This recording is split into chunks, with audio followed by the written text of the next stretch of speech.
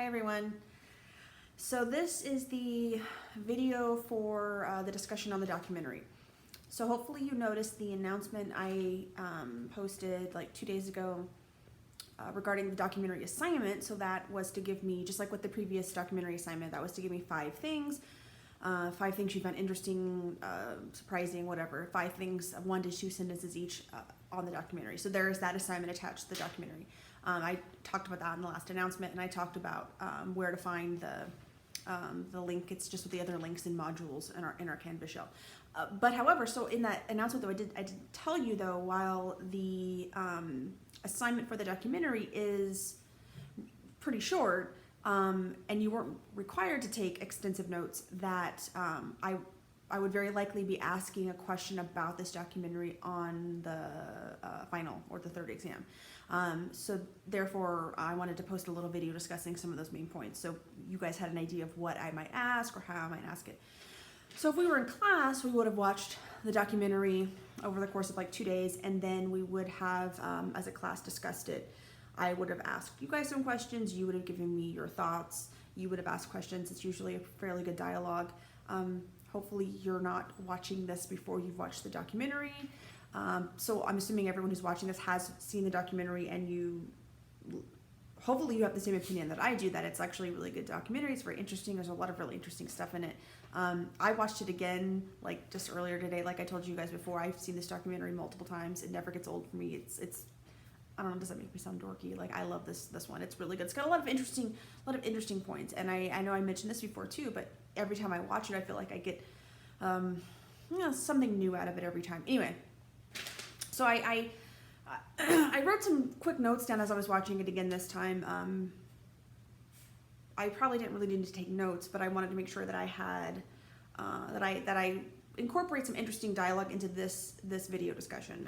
I don't want to give anything away about what I will very likely be asking on the exam, but I want to try to, like I said, have since we can't have this in-class discussion, to still kind of have a little bit of a dialogue. So I don't want to give too much of the documentary away, in case some of you, hopefully not a lot of you, but some of you might decide to watch this instead of the documentary itself, and that's a bad idea. Like, this is going to be a short video, and the documentary has so much detail, and it's a really good one. It's really, I think it's entertaining, and it's very interesting. Anyway, but I want to make sure that we're on the same page about a few things, and I think since obviously I'm going to be asked, I'm like talking to myself right now, like you guys can't answer my questions. I'm going to just kind of give a rundown of some of the details. Sorry, I'm looking at my paper right now. Give a rundown of some of the details, and then maybe pose some questions and that you guys can kind of think about for later in terms of what's possibly going to be on the final. Okay, so like I said, not to give too much away about the actual documentary, but if you watched it, you know it's about this important court case. There was the school district in Dover, Pennsylvania, wanted to bring in a new biology textbook, and there were some issues surrounding that. If you've watched the documentary, you know what I'm talking about. And it really comes down to this main discussion or conflict over whether intelligent design is just another way of saying creationism, and if teaching intelligent design in the classroom is constitutional. And the whole documentary discusses this, as we have discussed in class, like what is the nature of science, how is it different from other forms of knowledge or gaining knowledge, what are the standards in science that we have that unfortunately for a lot of reasons people just aren't familiar with. So the documentary goes into this in some really great detail. But so I want to make sure that I ask some really good questions for you guys right now. Okay, so so one thing that this comes up a couple times in the documentary, and we have discussed this as a class too, is this idea of the word theory. So I think we talked about this on like the 2nd or 3rd day of class, how we use the word theory in like everyday conversation is not the way we use the word theory in science. So if I were to say, like, just chatting with a friend, oh, I have a theory about, something, what I might be saying actually is I have a generally a good idea. Maybe it's based on some evidence, but it's just like my thoughts on something. Could be accurate, could not be, we don't know. And in science, so I would ask you if we were in class, like, what is the name for this in science? Someone would say hypothesis. That's correct. So that's what a hypothesis is in science. So it's not, those terms are not interchangeable. And in fact, in science, and the documentary goes into this, the word theory is the height of any field. You want your field to have a theoretical basis. You want it to have that overarching idea that encompasses all of those laws and rules that make up those smaller phenomena. And I think that there, let me see if I wrote this down. I think there was so like there's one point in the documentary where one of the people being interviewed talks about, it's just Darwin's theory. It's not called Darwin's law or something like, and then someone else points out, well, that's not how we name things in science. Like laws only pertain to very specific events, laws and rules. Like we have some of those in science, or some of those in anthropology as well, obviously in every field. But when we say theory, we're not talking about a hypothesis. We're talking about once we've incorporated all of those laws and rules, they've been tested over and over again. There is a larger idea that seems to be that all these laws and rules kind of fall under an overguiding principle. Like that's when we have a theory, and it's been tested over time, and the majority of the scientists in that field agree, and it's the research has shown it to be accurate. Like that's when we have a theory. That's when we have a scientific theory. So I know, if you refer back to the PowerPoint, I have a bunch of bullet points about this. I think it's the PowerPoint, what is science? It might be like the second one. I think we did like what is anthropology and what is science. I'm pretty sure it's the second one. But I talk about, or I have a bullet point list of like,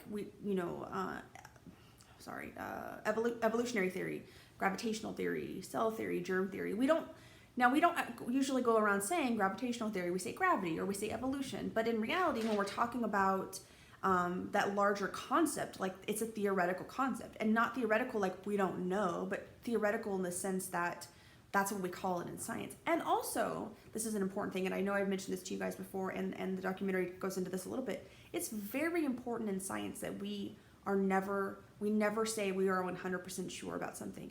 Even if we are like, we're almost positive, like, and research, study after study showing that we're correct, we'll never say, oh yes, 100%.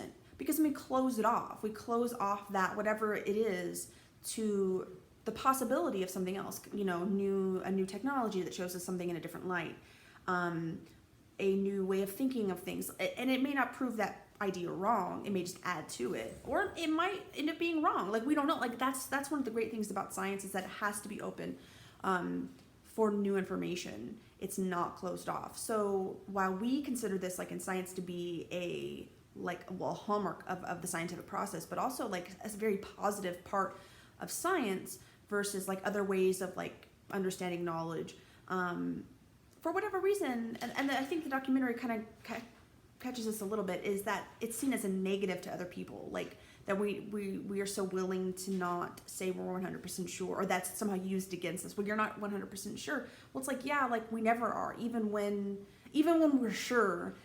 Like from an academic scientific perspective, we have to maintain that it's open, because we just don't know.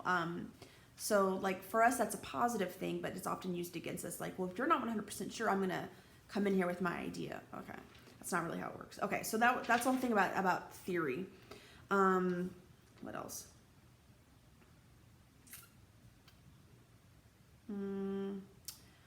Okay, so let me ask you guys this question. And the documentary definitely goes into this. Why is intelligent design not a scientific theory? So I guess I'm not going to give you the answer, but think about this. This is an important question. Why is intelligent design not a scientific theory? So first you have to think about, okay, well, what is a scientific theory? And like I just told you, but that's also in the PowerPoint, and you can Google it too. Like, what does a scientific theory entail? What are the factors involved? What does that mean? And then also, like, the second part of the question, well, what is intelligent design? And does it fit that criteria? So that's a question I'll leave for you guys to think about. let's see another one. Oh, so this is an interesting point. So I guess to kind of go with the question I just asked you, doesn't answer it completely, but talks about it a little bit, is, and like I said, the documentary goes into this really well. This idea that intelligent design is often kind of construed as a negative argument.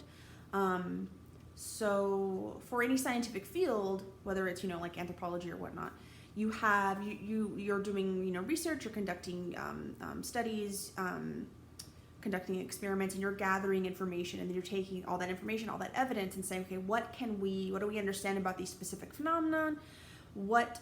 Is there any overarching idea, or can we build a theory on this? Like, so you're building up, you're collecting the evidence in support of something, or at least hoping the evidence, the factual information, the hopefully unbiased information that you're getting is going to lead you to some higher truth in some way, or at least understanding of certain processes in the world. But the way in the documentary they have described intelligent design, and like I said, one of the arguments this one woman makes in the documentary is that intelligent design is a negative argument, and we can't really do those in science. So many of the proponents, at least those presented in this documentary, talk about intelligent design as being the format like, well, evolutionary theory can't explain everything fully.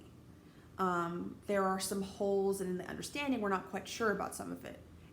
And like most scientists would concede, like we're still learning, obviously. Like, we understand the majority of it, we get how it works, but we're still learning for sure. But those who are proponents of intelligent design will say, okay, there's some flaw in your guys' argument. And so because of that flaw, now that means that something else must be true. And that, for them, this idea of intelligent design. But intelligent design doesn't have any evidence to back it up. It's not the same thing as any other scientific theory where you have, you're building up with that evidence, and instead, versus saying like, well, you guys got it wrong, so my idea must be right. Like, that's not really how it works. So take that concept and pay attention to that part of the documentary. That's important. Let's see. And I guess a follow-up to that, to consider also, why is intelligent design not science? Science in general. So we talked about that in the PowerPoint, what is science? So the science is obviously, the scientific process, but we talked about those other really important things like the positivist perspective, the assumptions built into science, you remember repeatable, falsifiable, change with new evidence. So think about not just the scientific method, although that's very important, it's only one part of it. Think about all that stuff we talked about in terms of the scientific process, and ask yourself, does intelligent design fit into that? And that's another important question.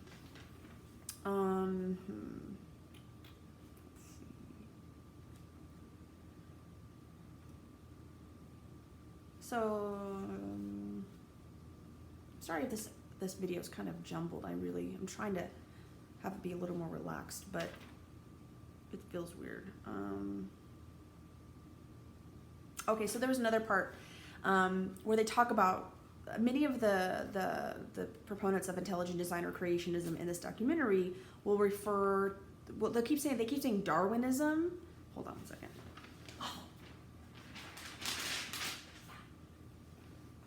Sorry, she's making noise. It's driving me crazy. Okay. I don't know what she's doing. Okay.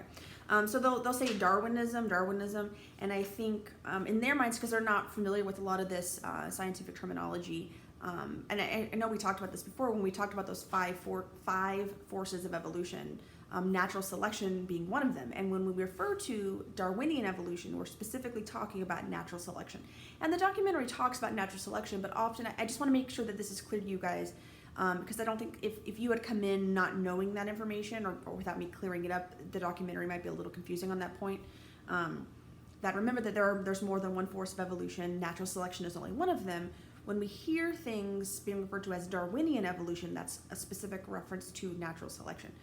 But also, and this is the point I want to make about this, is that in the documentary, they'll say Darwinism, and I think that they are using it interchangeably with evolution, and that's not correct, obviously, because natural selection or Darwinism is only one form of evolution, of the evolutionary process. So that's kind of annoying. And also, just be aware and be cognizant of, when you're watching this documentary, of the really strange negative view some of these people have about Darwin. Like I know, like this is a very uniquely American thing that we are that the many people in the U.S. for whatever reason, probably mostly religious, but for whatever reason, have a problem with biology, like basic biological science, which is built on evolutionary theory. And like for the majority of us, we're like, this is factual information, this is science. There's like no problem with it. But many people have this problem, and for whatever reason, especially with Darwin himself. And so you'll see this a lot, like they'll talk about him or his work in a very negative way, like he had some kind of like sinister plan.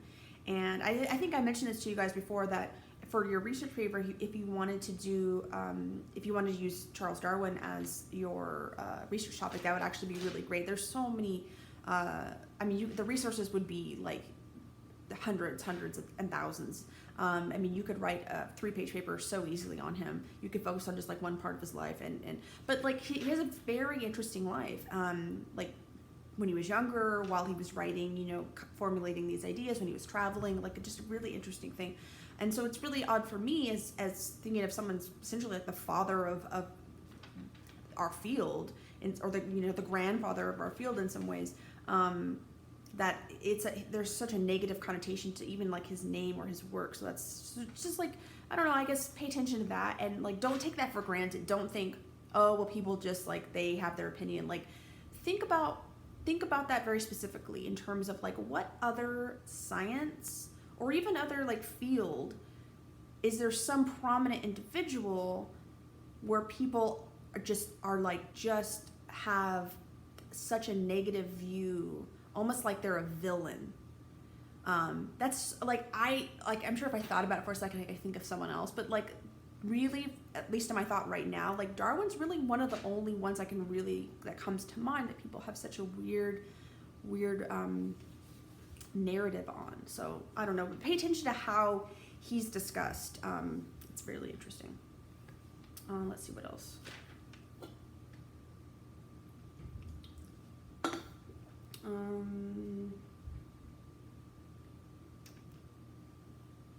Oh, okay. So in the documentary, they talk about this concept called irreducible complexity. I guess I would ask think about that idea and how they presented this idea of irreducible complexity. So basically they're presenting it as, for those who are proponents of intelligent design, like there are certain things that are irreducibly complex. Like you can't get, like we can go from like simple life forms to complex, and if we kind of look at you know that spectrum, there are certain times where things just can't get, like their complexity cannot be reduced. And because of that, that implies there's a designer in some way. So when you're watching the documentary, if you've already watched it, like think about that idea, this idea of irreducible complexity. And I would just ask, like, how is that not an accurate depiction of the biological process? And the documentary does a really good job of kind of step by step of like why it's not. So you have to watch the documentary to make sure you get that answer. So why is the concept of irreducible complexity not an accurate depiction of how nature or biology works? Let's see what else. Okay, so I mean, I have a lot to say, but I don't want to give too much away. So I would say probably one of the last things I'll say, and also feel free to like email me questions about this if you have any, just for clarification. But I feel like this is a good discussion so far. Okay, so I would say probably the last question I would ask you, and this is important, and the documentary definitely talks about this. Are religion and science incompatible with each other? Are they mutually exclusive? Some might say yes, some might say no. The documentary does a really good job of talking about how many of these people who are scientists are also religious, and they give their personal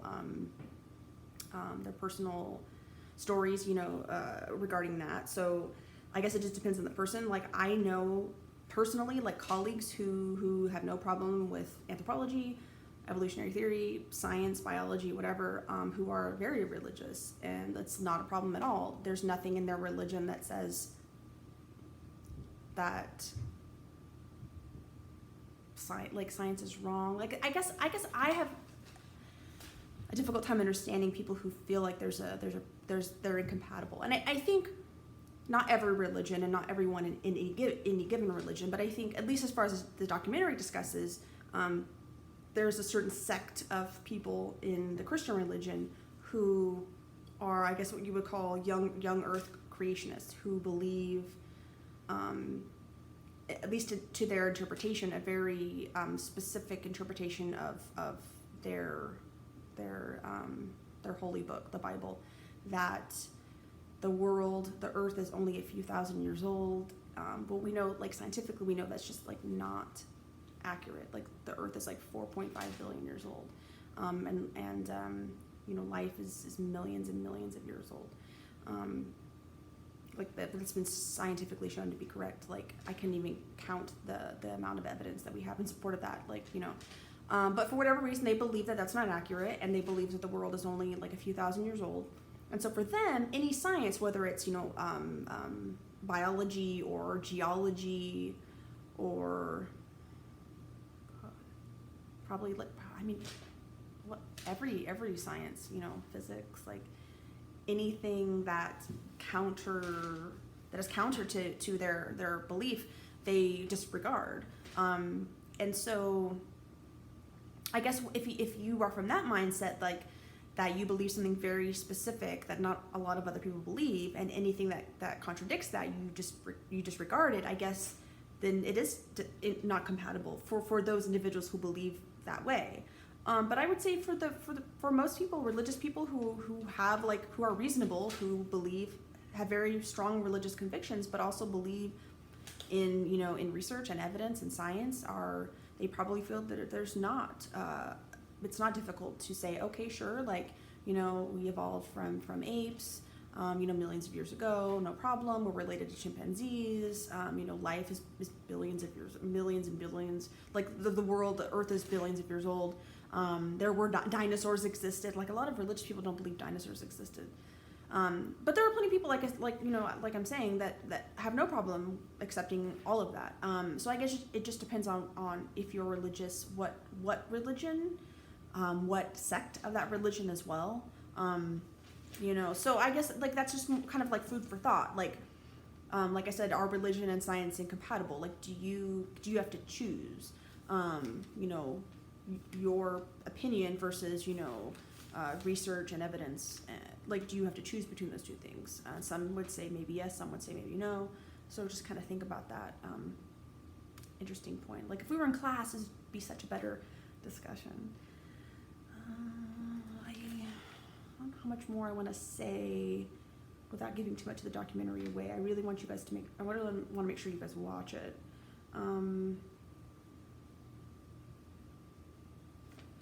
Okay, one more thing I'd point out.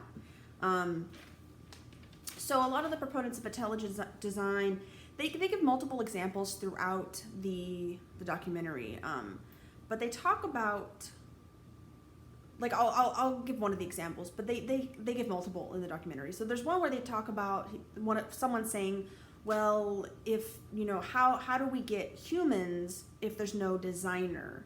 And they kind of elaborate on that point. But the point I want to make with this is, remember we talked about that evolution has no goal. There was no goal in nature, 6 million years ago to, in 2020 to have a large brain biped that, I don't know, made computers. There's no goal in evolution to create that. It has happened, and we can look back and be like, okay, this reason, these environmental changes, this ecological change, this dietary shift, I see how it happened. But there's no goal for evolution to create anything specific. So when people say, how did we get humans? How did we get this really smart, in their minds, what's the word I'm thinking of? An animal who's at the top versus we understand it being evolutionary tree with branches. I think in their minds are thinking there must have been a purpose behind creating us.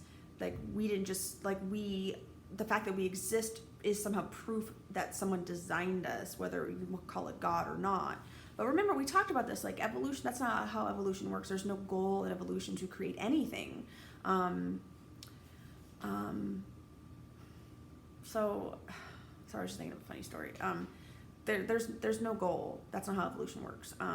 So many of these arguments that they give in the documentary regarding that idea or ideas kind of surrounding it, like fall on their face. Like, and I think this goes back to what I was saying at the beginning, is that a lot of these people don't have a clear understanding of how science in general works, but also how like the evolutionary process works, and they want to like pick at terminology that they don't really understand, or find some weird argument that they think in their mind makes sense, but if you know anything about the way the process works, like, is completely wrong. So their arguments don't, like, they really have no value 99% of the time, because they're not understanding that process. So just keep that in mind. Okay, I think that's going to be it for now. I have some more notes, but I think I don't want to give too much of the documentary away. I don't really want you to watch it. And like, just to reiterate, probably the focus of the question I'll ask on the exam will probably have something to do with either intelligent design and scientific theory, or intelligent design and science. Like maybe like, is it yes, no, maybe something to do with the concept of irreducible complexity, and in general, like you guys know I like to throw in this stuff about science, like what is science. That's always really important. I think I mentioned that like when we did that PowerPoint in class. Like, if you take nothing else away from this class, there's probably like 3 things I want you to remember, and like the value of the scientific process is one of them. Like, that we are open to new evidence. There's a whole, a method behind it. There are things built into that process. It's a self-correcting system. It's so like that's, I might throw something like that in there too. But yeah, okay. Okay, cool. Okay, so for like the 4th time, I think that's it. Like I said before, just email me if you have any questions, and otherwise I'll talk to you guys later.